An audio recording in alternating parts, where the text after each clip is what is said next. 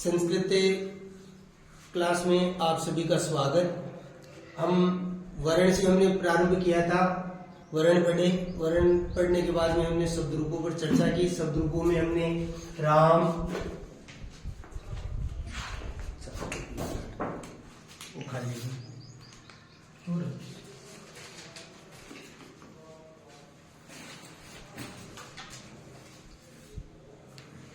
शब्द रूपों में हमने राम, रमा, मति, नदी और मातृ शब्द की चर्चा की है। अब हम इकारांत पुल्लिंग कवि शब्द रूप को देखेंगे और याद करेंगे कि किस प्रकार इकारांत कवि शब्द रूप चलता है। तो कवि शब्द रूप की प्रथमा विभक्ति एक वचन में कवि ही रूप बनता है। द्विवचन में कवि, बहुवचन में कवय्या है।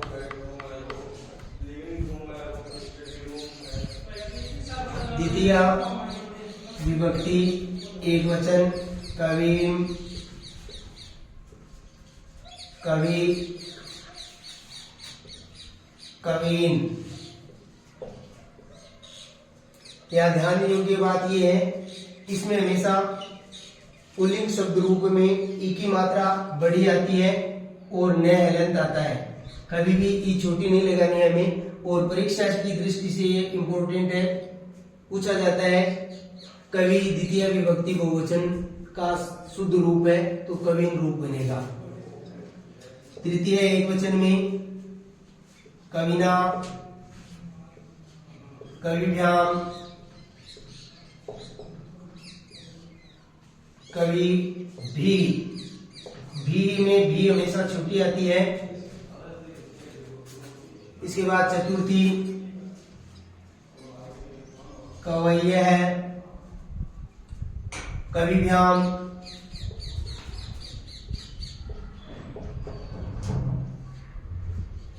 कविभ्य।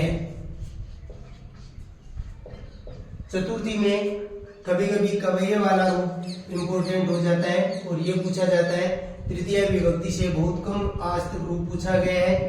ज्यादातर पुल्लिंग शब्द रूपों में, स्त्रीलिंग शब्द रूपों में द्वितीय विभक्ति बहुवचन का रूप पूछा जाता है। ये इम्पोर्टेंट है, हर बार परीक्षा में यहीं से प्रश्न होता है।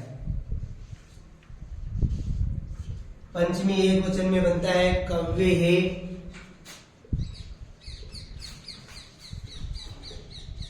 कविभ्याम,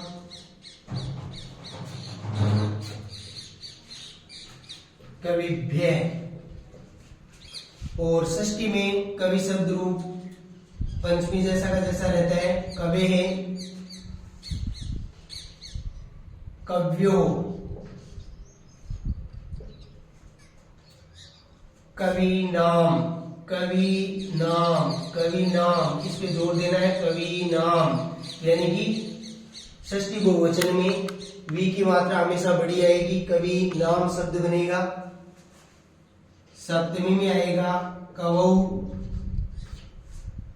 सप्तमी द्विवचन में बनेगा कव्यो, आगे बनेगा कविषु। सप्तमी में ई की मात्रा छोटी आएगी क्योंकि कवि शब्द में ई की मात्रा छोटी है।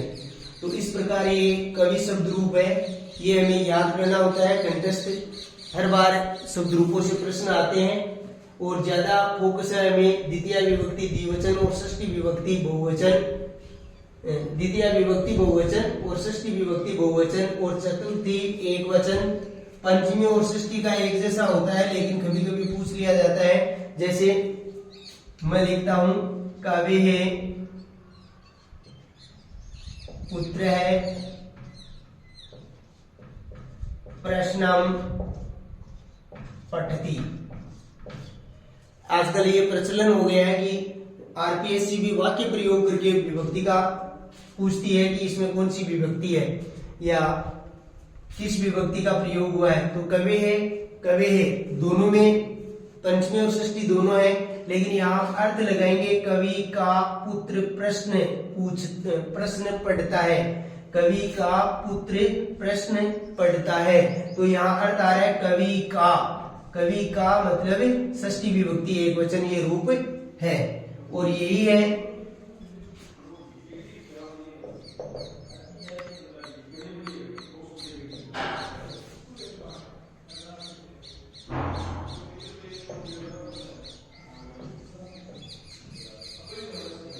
एक दूसरा वाक्य लिख दिया है कवि है वाणी प्रजायते।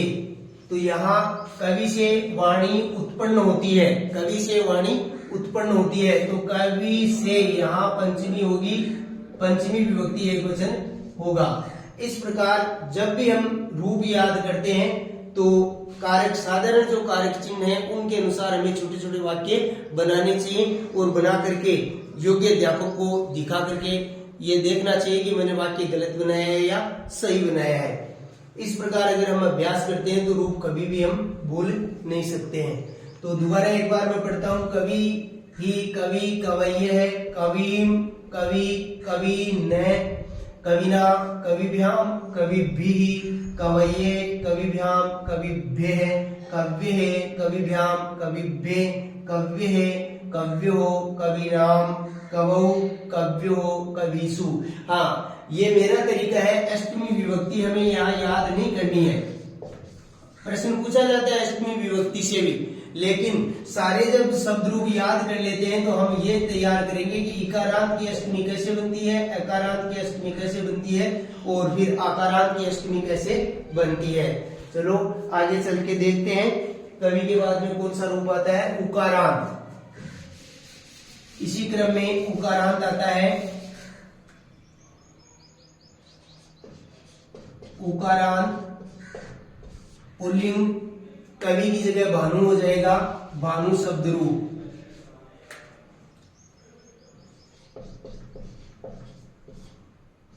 उकारांत पुल्लिंग भानु शब्द रूप। तो भानु शब्द रूप को हम सीखते हैं किस प्रकार विभक्तियों में इसका प्रयोग होता है।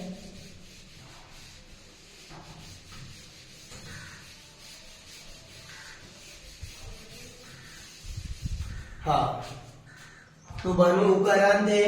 उकारांत यानी कि छोटा ऊ है, और छोटे ऊ के पुल्लिंग शब्द रूप कैसे बनते हैं, वर्तमान एक वचन में भानु रूप बनेगा, द्विवचन में भानु नु बड़ा हो जाएगा, बहुवचन में बन जाएगा भानवः, द्वितीय एक वचन में भानु, द्विवचन में वही भानु,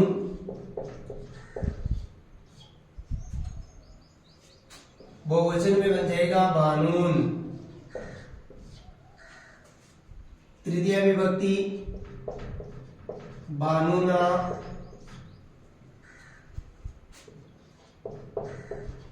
भानुभ्याम,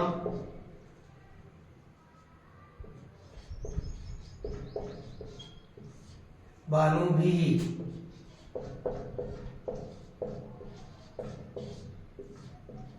हाँ, कुछ विद्यार्थी इस भी को भी बड़ी कर देते हैं, ऐसा संभव है। गौर करके हम इस रूप को नहीं पढ़ते हैं तो भानु भी की जगह भी छोटी आती है, इस भी को बड़ा कर देते हैं, जबकि भी हमेशा हमेशा के लिए छोटी ही आती है। भानवे, भानुभ्याम,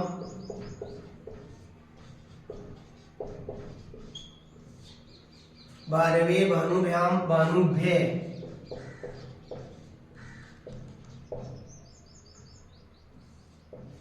विसर्ग लगेगा।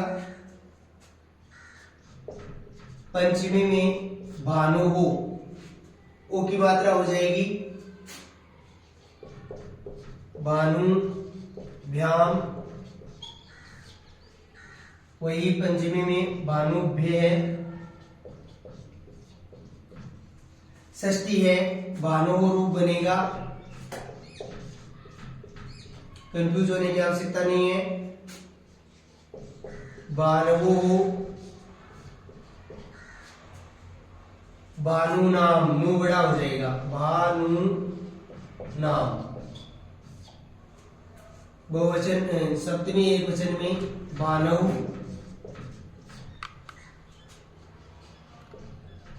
बानवो, वही रूप बनेगा बानुषु। अब कुछ विद्यार्थी हैं, मैं भी कंफ्यूज रहता था कि किस तरीके से करें। तो देखो ऊ की मात्रा है तो वे बन गया, ऊ की मात्रा है तो यण संधि से क्या बनता है, ऊ का वह। ध्यान रखना, ई की मात्रा है तो यण संधि से क्या बनता है, ये। तो जब भी हम इकारांत शब्द को बढ़ेंगे यहाँ यह कर देंगे और उकारांत को बढ़ेंगे वह कर देंगे, मात्रा एक ही वही लगानी है। यहाँ है ओ की मात्रा हुई है, इकारांत में ए की मात्रा चलती है।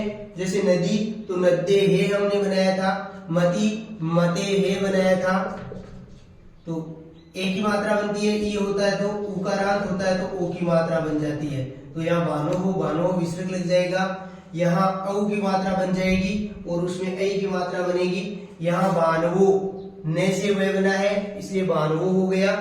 अभी हमने कव्यो हो पढ़ा था, कवि में कव्यो हो तो ई की मात्रा है इसलिए ये हो गया और फिर प्रत्यय जुड़ने से ये में ओ हो गया।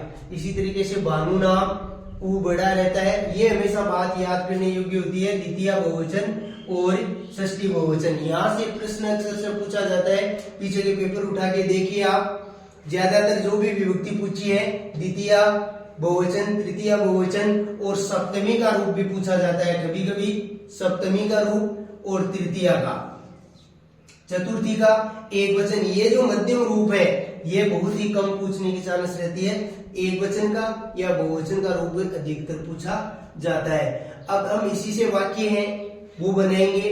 जैसे बानु का अर्थ सूर्य होता है तो सूर्य से कोई भी वाक्य हम बनाएंगे। मानिए बानु सायकाल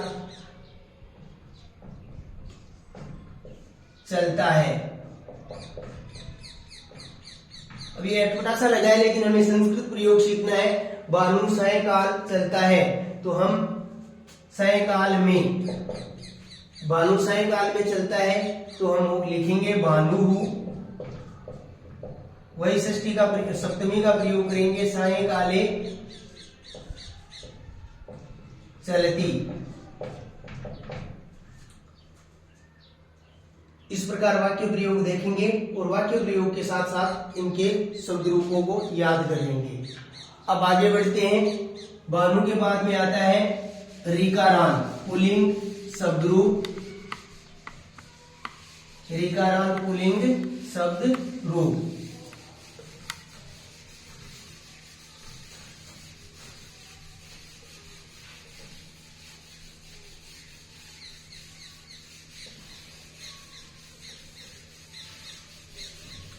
शब्दों का वर्गीकरण संस्कृत में बड़ी सरलता से किया गया है और एक एक प्रधान रूप लिखा गया है,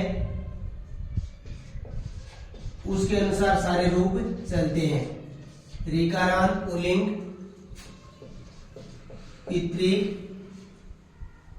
पितृ शब्द रूप। अब वही माता की तरह एक वचन में पिता, पितरौ,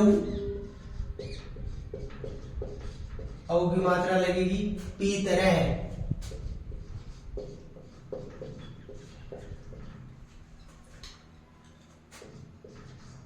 पितरम, पितरौ, पितरीन, पितरीन। यहाँ तुलनात्मक फिर मातृ शब्द को भी देखेंगे हम। मातृ शब्द को मातृ, मातृ यानी कि न नहीं लगता है, मातृ की जगह बनता है पित्रे, सॉरी पित्रे नहीं आएगा, यहाँ पित्र आएगा।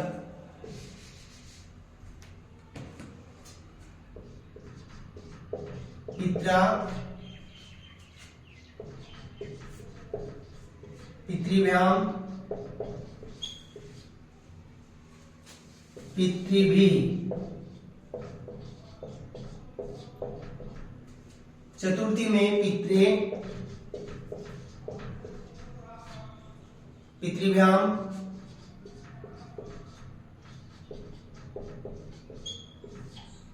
पितृभ्यः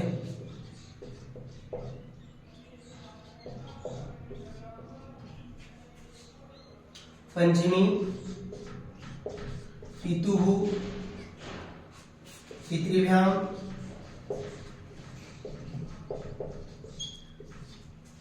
पितृभ्यः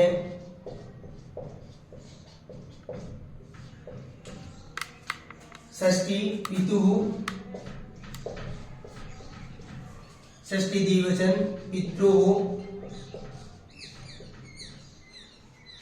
पितृणाम। यहाँ ध्यान देने योग्य बात है, पितृणाम री की मात्रा बड़ी हो जाएगी, पितृणाम। और सप्तमी में बनेगा पितरी पितृः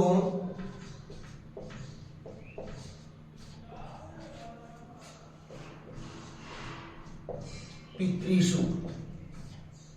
सप्तमी हम सबकी एक साथ अष्टमी विभक्ति है, हम एक साथ देखेंगे किस प्रकार आप जीवन में कभी भी कंफ्यूज नहीं होंगे। और होता ऐसा है, साथ में पढ़ोगे इकारांत में क्या था, उकारांत में क्या था, हम कंफ्यूज होंगे।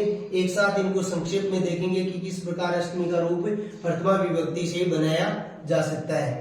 तो ये बात हुई पिता शब्द की। पिता शब्द ऋकारांत होता है, पितृ होता है, पिता हम बोलते हैं। और प्रथमा सीधी सीधी विभक्ति है, जैसे माता की थी, माता मातरौ मातरः, पिता पितरौ पितरः, पितरम मातरम पितरौ मातरौ, मातृः पितॄन्, पित्रा मात्रा, मातृभ्याम पितृभ्याम, पितृभ्यः मातृभ्यः, पित्रे मात्रे मातृभ्याम पितृभ्याम, पितृभ्यः मातृभ्यः, पितुः। ये षष्ठी और पंचमी और षष्ठी में एक जैसा चलता है।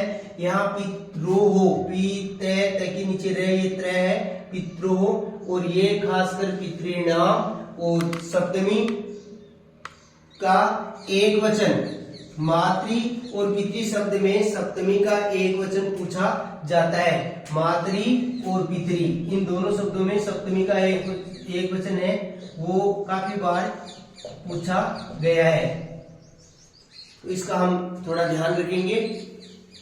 ये आपके शब्द रूप है, ऋकारांत तक आज कंप्लीट होते हैं। बाकी व्यंजनांत शब्द रूप है, अगले वीडियो में या अगली क्लास में हम देखेंगे व्यंजनांत शब्द रूप हमारे कोर्स में कौन कौन से हैं। हाँ, स्वरांत में नपुंसकलिंग शब्द रूप रह गए